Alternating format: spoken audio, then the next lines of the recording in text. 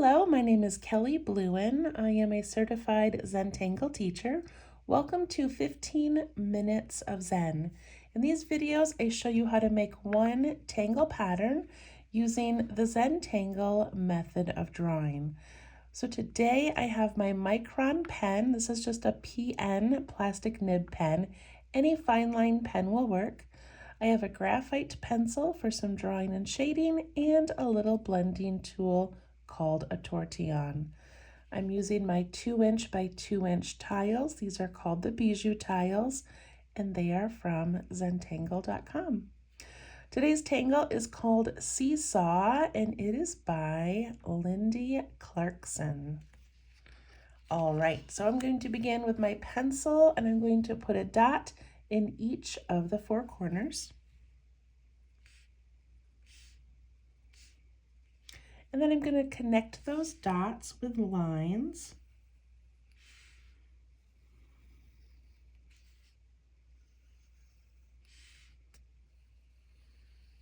And that makes a cute little frame for our work. Okay, so to draw this, I'm going to go ahead and use my pen, but if you would like to start with pencil, you can. So this is a mono tangle. We're just doing one pattern, but I am going to make it 2 times. So I'm going to put one this way and one over here. So the first one I'm going to do is going to be this way. And I've got my border in pencil. It's okay if I go over that border, all right? So it starts with a zigzag, and the zigzag is going to be made up of lines, and I'm going to make mine have just a slight curve to them, and then I'm going to curve this way, and I'm going to keep these lines about the same size. So I'm just going to go here and here, here. And again, I'm just going to let mine go touch the border or over the border. It doesn't really matter.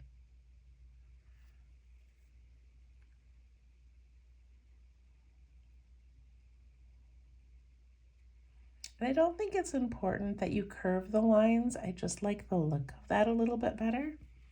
All right, once we get the zigzag in, we're going to come down this first line, and then we're going to jump off the edge here and put in a little curl. So I'm just going to follow this line down, jump up, put in a curl, and I'm going to end with a little black dot.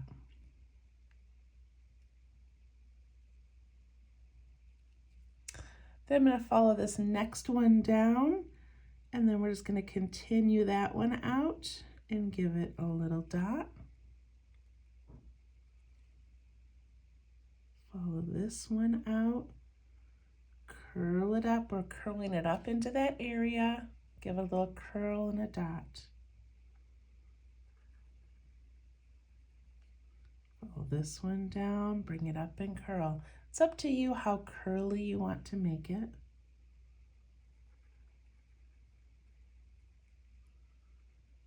They don't all need to be the same. And this last one here, I'm going to go ahead and put a little ending curl on that. And I'm going to do the same thing up here on this one. And you can have fun with this. You can make it go up a little bit taller if you want, or wider.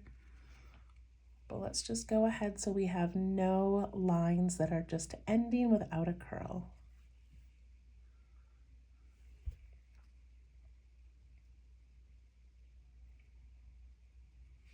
Okay, then I'm going to, here's that first line I made. So I'm going to go down to this second one where it bumps into the first one, and we're going to do a little bit of a thickening right here. So I'm going to come up the side here, the inside, and just give it this little curve, and then ink that in.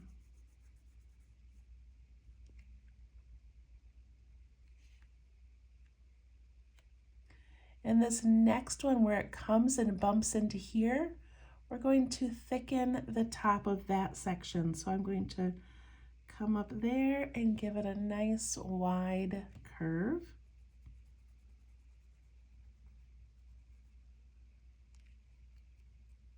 and you can make these as thick or as thin as you'd like.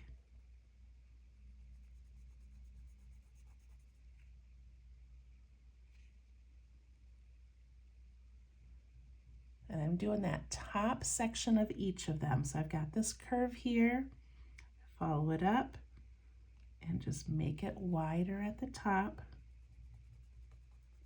and fill it in.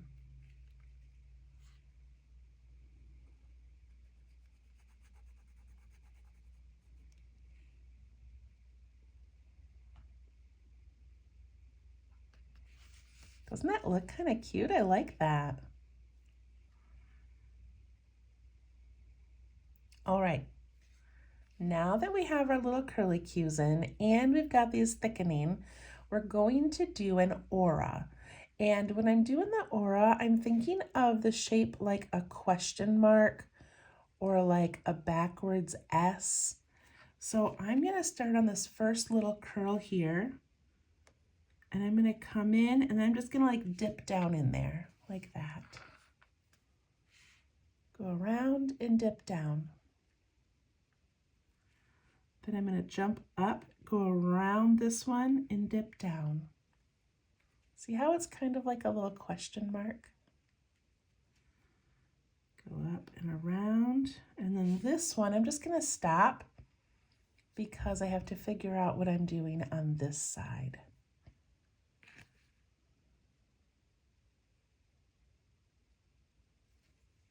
All right, so up here, I'm going to go around this one. And I'm just doing like an S shape now or a backwards question mark. So I'm going to jump up and around, dip down. Up and around, dip down.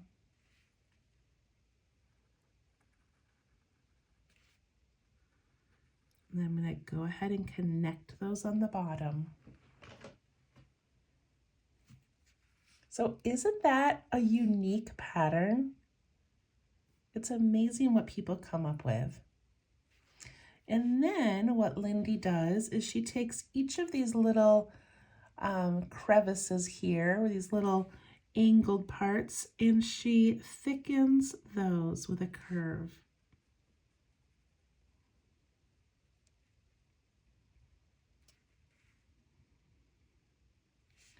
So you're just adding this little line and then filling that in. Add a little curve, fill it in. Just a very nice little detail. And there it is, that is Seesaw.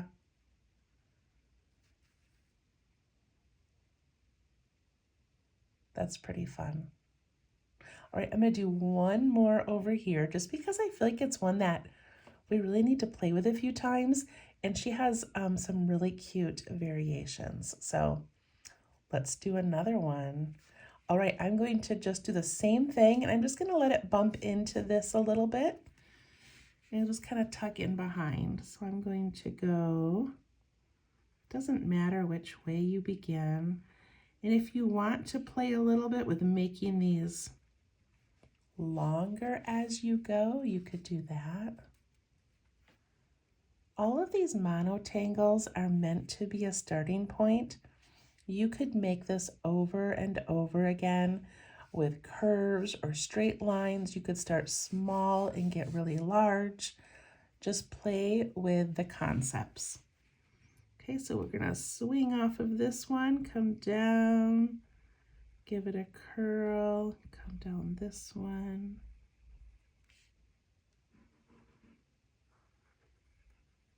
It's easier for me to kind of trace it and then jump off. And this one tucks in behind, so I'm not even going to show it.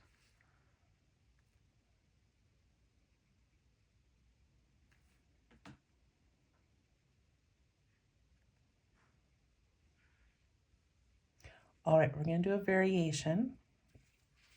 So remember, we made this little curve up here and we colored it in. I'm going to do that again, but I'm not going to color it in.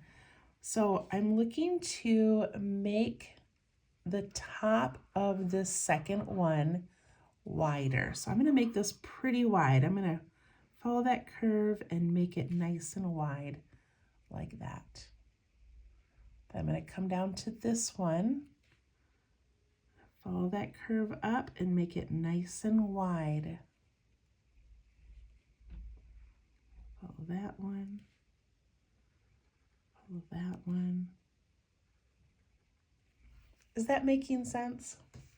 If you just take it one line at a time, you go on the top of it and you just give it this little curve.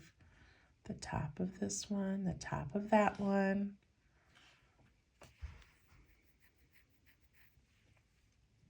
So now that you have all these little sections, you can decorate them. So I'm going to start with this large one down here. And one of the variations that she does is to put in a couple of stripes. So I'm going to use this curve that I made here, and I'm going to aura it a couple of times. Like that. I started with the largest one because you can see it better. I'm going to do it again on this one. I'm going to take that inside curve and I'm going to aura that. If you want to aura this way, like go ahead, do whatever you want. But I'm going to aura this way. Give it in these little curves.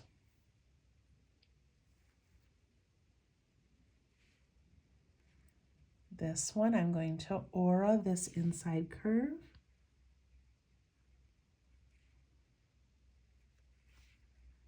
And this one. And this one.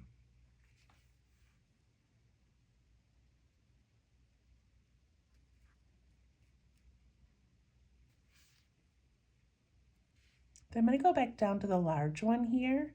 And I'm going to take a couple of those and I'm going to add some ink on this side and this side, but leave it white in the middle. It's a technique we've used before that looks kind of like a ribbon that's got a shiny spot. Then I'm going to skip one and do the next one, where I just ink in the ends a little bit and leave that middle white. Look how cool that looks. Then on this one over here, I can do that same thing. I can ink in an end of one of those stripes and the other end. Leave it kind of jagged and white in the middle.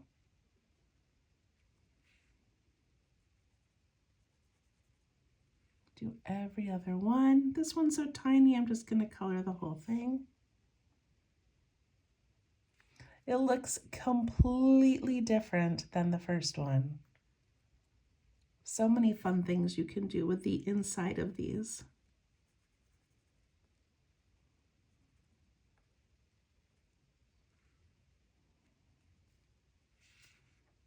This one here.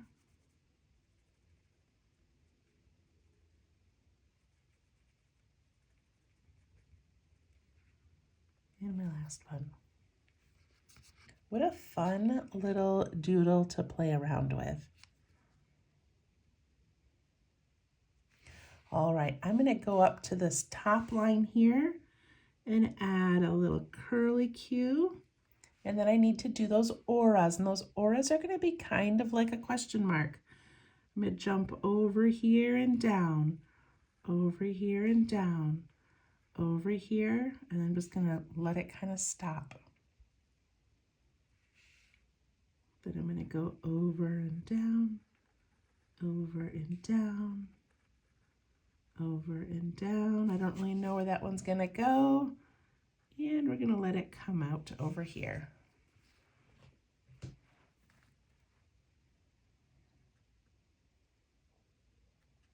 Very unique, very repeatable. I love that.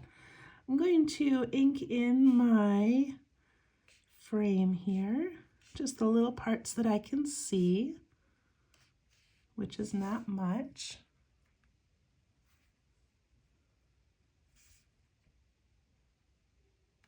And I'm going to initial it and give it some shading. I love this one. I love ones that are just unique, but like also very repeatable. Okay, so I don't really know how to shade this one, so we're just gonna make it up as we go. So I'm going to add some shadow in the bottom of these curves. Does that make sense? Or should I do it under the curve? Now I'm gonna do it inside the curve. We'll just see if that gives it a little bit of dimension.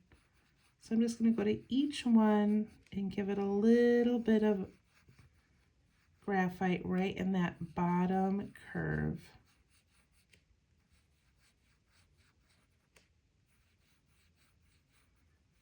Luckily with Zentangle, you just add this and hope for the best. As long as you kind of repeat where you put it, it tends to work.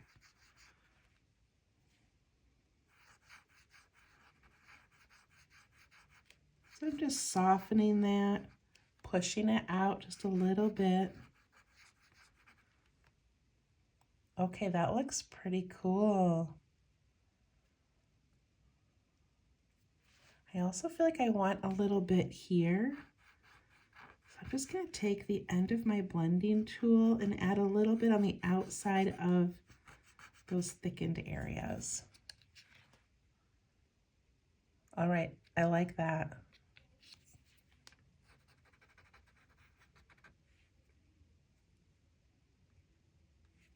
All right, this one I'm going to do a little bit differently. And it's going to be a little bit tiny, but I'm going to start with this largest one here. And we have these really cool bands that sort of make this look rounded. So I'm going to put a little bit of graphite on both sides of that area.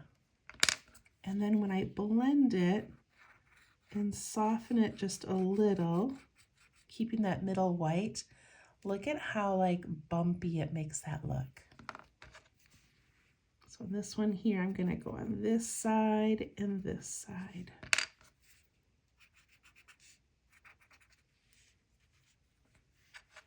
Gives it some dimension. These up here are so tiny, I'm just gonna do a little bit and it doesn't even really show up. That's okay.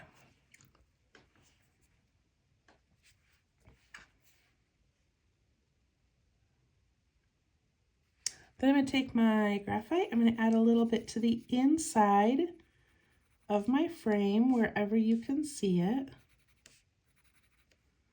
And I'm going to push that towards the center of the frame just a little.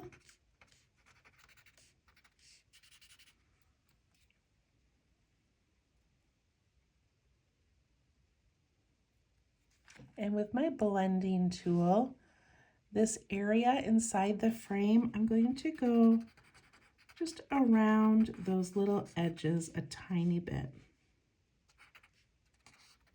just to give it a little shadow. All right, that was meant to be simple, but I think it was a little bit complicated. I don't know if it's because we did the variation here, but I hope that you got the hang of that one. I really like it, and it's definitely one that I could see myself adding to pieces to give it some flair, give it some height, and I just love the repeatability of it. So thank you, Lindy, for that one. I hope you guys enjoyed it, and we'll see you next time. Bye-bye.